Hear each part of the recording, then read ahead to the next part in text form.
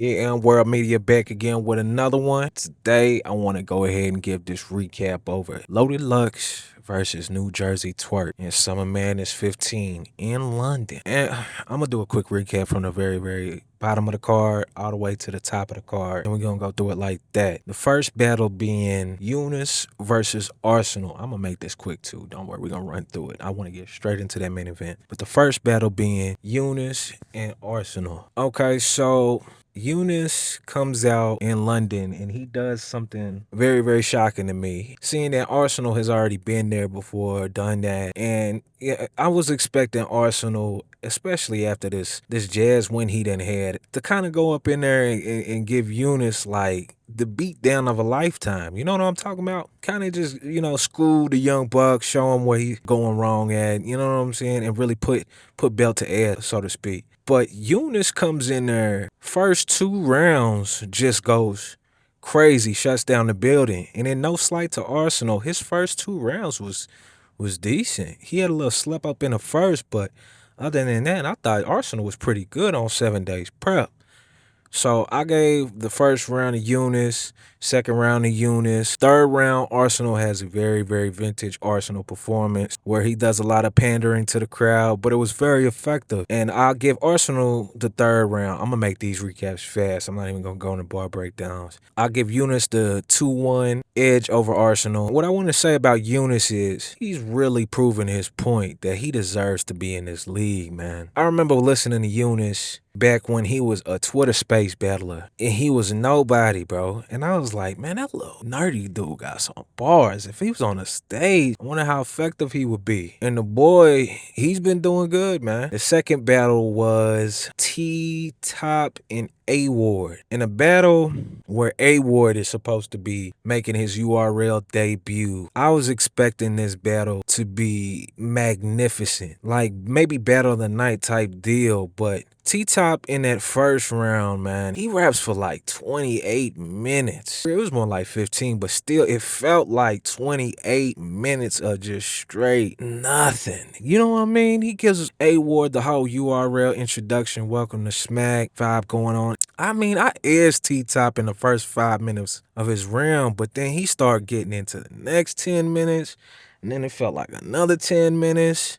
I went and got me another shot. T-Top was still rapping. I said, what is buddy doing? You know, I'm like, golly, sucked the whole life out of the battle for me. But first round, I did give it to T-Top. Ward had a good first round too, but it just didn't seem very powerful for a URL debut. It just, he had some cool bars in there. Nothing too crazy, but I slided T-Top. The second round, T-Top does an angle about, I don't even remember, bro. Like, T-Top drained me, bro, in that battle. I didn't like his second round. I don't even know what it was about. I had T-Top losing the second round. I'm not gonna lie to you. A-Ward's second round wasn't that great either, but it was edging T-Top's. There was dry spots in T-Top's round. There was a whole lot of nonsense going on in there, and it wasn't it for me. And he also, I don't know if it was the second or the third round. These rounds the battle was so boring, if that tell you anything. I can't remember what round was what and what had what in it. It just didn't appeal to me. But anyway, he said something about A-Ward's brother being a drug addict and all this and all that. It's here and there, kind of stuck, kind of didn't. I just didn't really like the angle too much.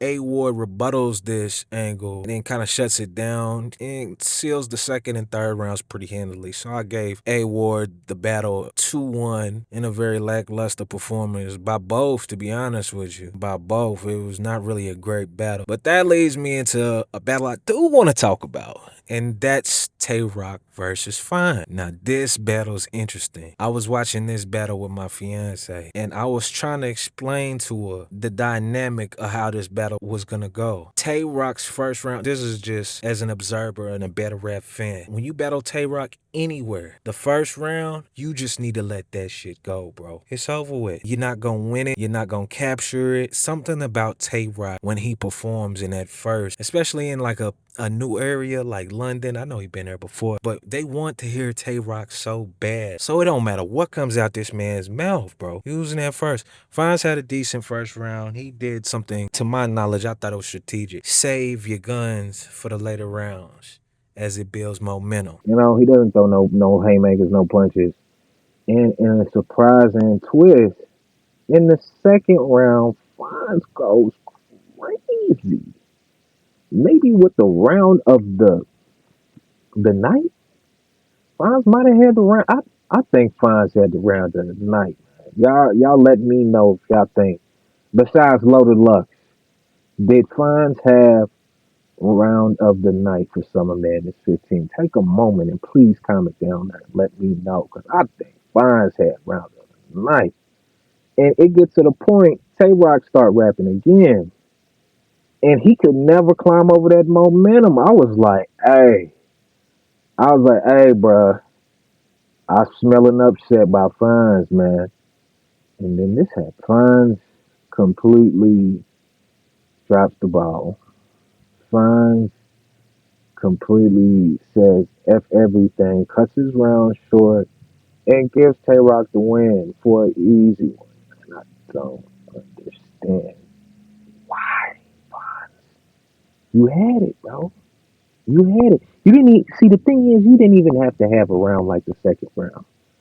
You just had to match that same energy for 3.5 minutes. Give us 3.5 minutes of this. Just the brutal talk, and the training bars was working, man. I don't care what nobody said. The training bars was effective in London. But Tay Rock gets it with a subpar third verse, but at least he had a round. He walked away with the win. Tay Rock 2-1. And it leads me into the next battle, which is Shotty Horror versus GEECHI Gotti. And the thing with this battle was, all props to Shotty Horror. People don't understand his lingo, his language, and everything. But I think bar for bar, Shotty Horror is pretty decent. Shotty Horror is a pretty decent battle rapper, bro. Like he has all the intangibles to really, go with the best of them. But what pisses me off is that do you not care about rapping anymore, bro? Like this is it's becoming a consistent thing. Like that, Gotti had one smooth angle about why Shotty Horror didn't isn't main eventing the card, and I thought he was going somewhere with it for a second, and then after that, it just goes right down the stinker, and I'm like, bro, like Gotti, like how much they pay you for this battle? Like they pay you in euros, bro? Like what's going on, man? Like Gotti, you gotta see the thing with the battle rappers when they do I like to call it the Charlie Clips effect. I like to call it the Charlie Clips effect.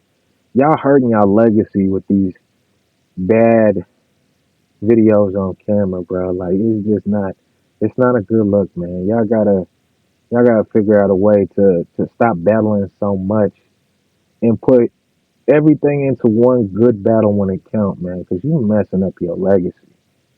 I've seen Gotti go crazy, bro.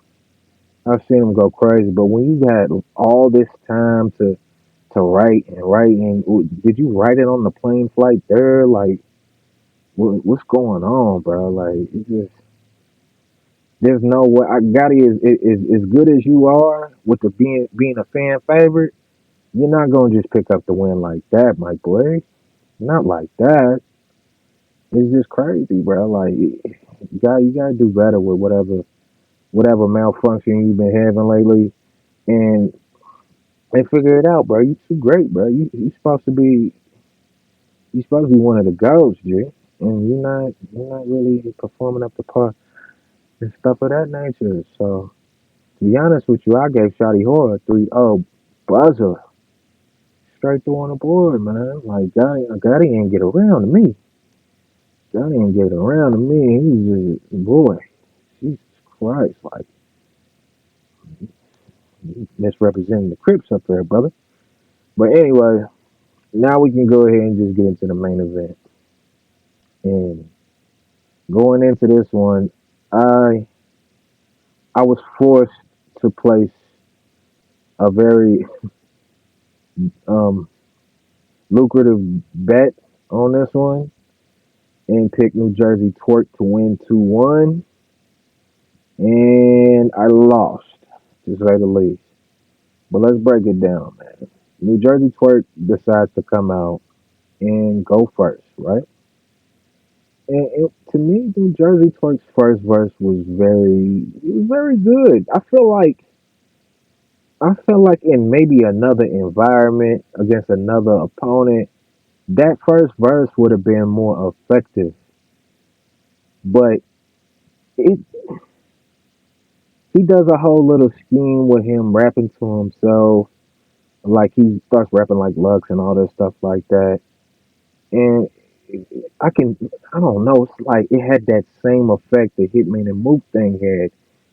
For me, I was like, okay, it's alright, it's decent.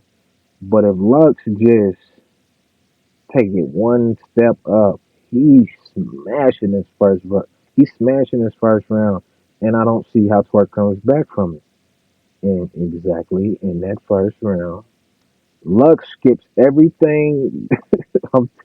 It looks so crazy on camera because while Twerk is rapping to himself on the stage, you just see Lux just walking around pacing, just like ready to rap like that. It's like it's not effective. You know what I'm saying? It's those type of bars aren't effective on the stage to your opponent because he don't feel none of that because it's like you up here rapping like me and you still got to hear me rap against you. You know what I'm saying? So I don't know if he thought Lux was gonna give him the calico treatment, but when Lux gets into his first round, listen, boy, belts and ass. He starts off the God, my eyes are burning. He starts off the first round just with a roast session of Twerk, man. Just like straight up talking about his mug shot. And that's another thing too. And I want to get into that. Lux seemed like, and I give this to Twerk because I noticed Twerk does this. He does a lot of short prep writing in a short time frame. But Lux is usually the one who needs like months and months ahead of time to do writing. It seemed like all of Lux's angles and writing was done right around the center of Twerk getting arrested. He mentions all that stuff in his first round. And I'm like, damn, Lux, did you write this on the plane ride here or while you was here already? Like, Lux, you get busy like that? And he talk about, boy, oh my god, his talks about his mugshot, his head, just ugly. He calling him an ugly MF for all kinds of things. And I was like, bro, I ain't never seen. Because Twerk on camera, he looked like, a dominating force. You know what I'm saying? You look at him, about 6'5", 6'6", tall as hell, 280 pounds, almost 300 pounds. You don't see like nobody really barking on him like that. And it looked crazy to watch Lux just give it to him in such a fashion. I said, damn. He had this line where, what did he say? He said, your name Twerk, so I expect the bitch, something about, he said, I expect you to start dancing. Some shit like that. And, but my problem is that when a bitch start backing it up, and it was a whole twerking scheme with a bitch, and he did the smacking hand movement. It looks so. Well, I'm gonna just put the clip in here. Fuck it. The clip was. Hey, listen, Lux. Hey, you're a bad man, bro. You're a bad man. And it's the same thing that I said. If y'all watch my Hitman Holla and Mook review, it's the same exact effect that happened in that battle. Twerk just seemed drained after that first round, bro. He just seemed like he ain't happy. Like he looked defeated. He looked defeated. He had some bombs in the second round, but the energy just he ain't have no bounce. And you see Lux bouncing around more than him. And the thing is, Lux wasn't even like 100%. Like I can tell that 12-hour plane ride to London fatigued both of them. You know what I'm saying? Like they both had like little pauses in it, but Lux was just more. his rapping and dialect is a little bit more direct, so he can pick it up in between. Twerk is just kind of like, he smoked blunts. He eat a lot of chicken, I'm sure. So his wind ain't really there. When Lux is kind of like a little choppy, you can hardly tell because it's within the cadence of his speech. If that makes sense. So Lux just looked like he was just dancing on him for 2, 3 rounds. You know what I'm saying? And it was like, I guess the only round for real you could argue is the second. But to me, and I bet on Twerk and I lost a filthy bet.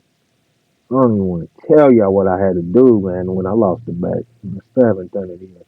But it was a filthy bet, bro. And I had Twerk taking a 3-0 loss, bro. And they was chanting 3-0 in the building. And even Twerk on camera afterwards, he admitted, like, I just felt defeated, man. He was the better man that night. I'm glad that this man could get on camera and admit he lost, Hitman. But yeah, my thing now is here's what was supposed to happen.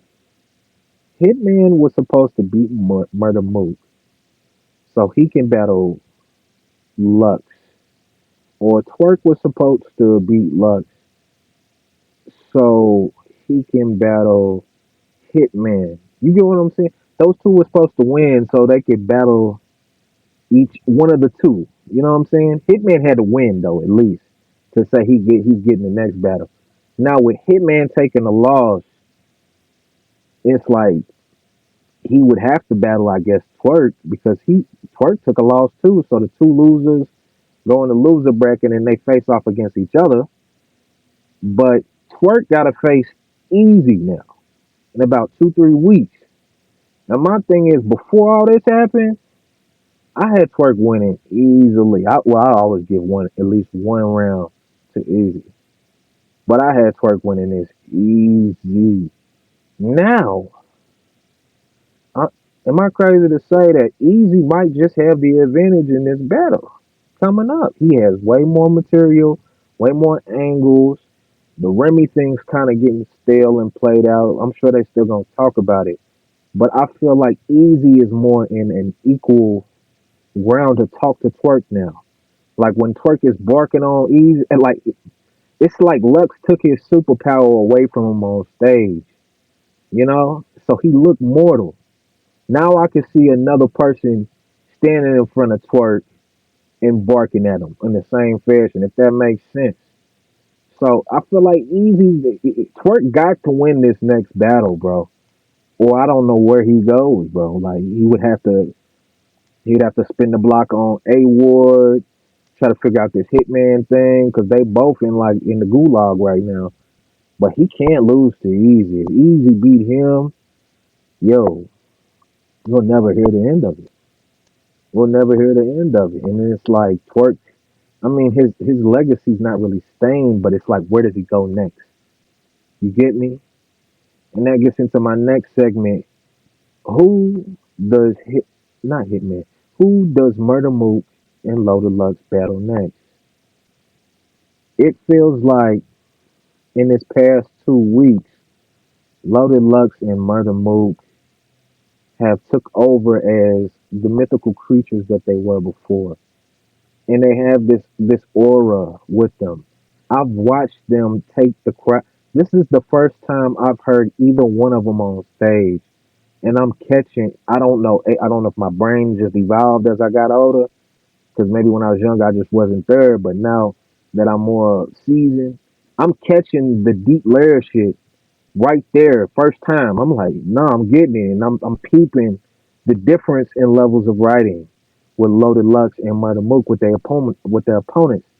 And I'm telling you, the people who are out on the floor right now, there's not too many opponents who are messing with them bar for bar.